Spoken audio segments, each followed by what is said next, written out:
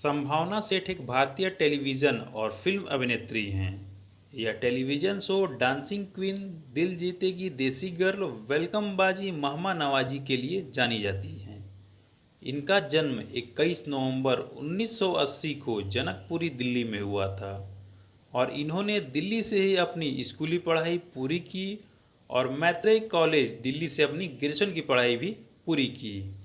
और यह बचपन से ही डांसिंग में अव्वल रही हैं और इन्होंने स्कूल कॉलेज के दौरान कई सारे अवार्ड भी जीते हैं। अब बात करते हैं इनके करियर की। तो इन्होंने अपनी करियर की शुरुआत एक मॉडल के तौर पर की थी। कई वर्ष मॉडल के रूप में काम करने के बाद इन्हें बॉलीवुड फिल्म पागलपन में काम करने का मौका मिला, जिसमें इन्हें दीपा मल्होत्रा का सपोर्टिंग रोल मिला था।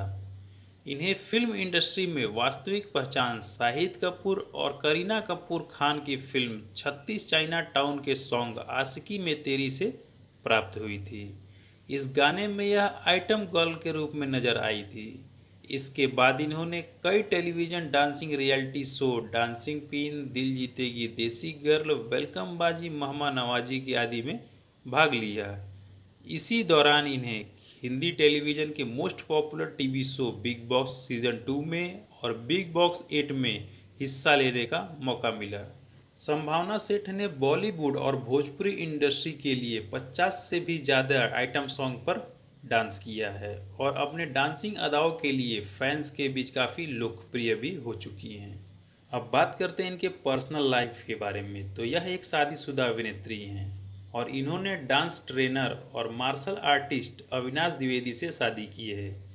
इनकी लव स्टोरी तब शुरू हुई जब यह एक शो के दौरान मिले थे और अविनाश द्विवेदी को संभावना सेठ पहली नज़र में ही भा गई थी और 2 साल बाद दोनों ने एक दूसरे को अपना जीवन साथी बना लिया और 14 जुलाई 2016 को इन दोनों ने शादी कर ली।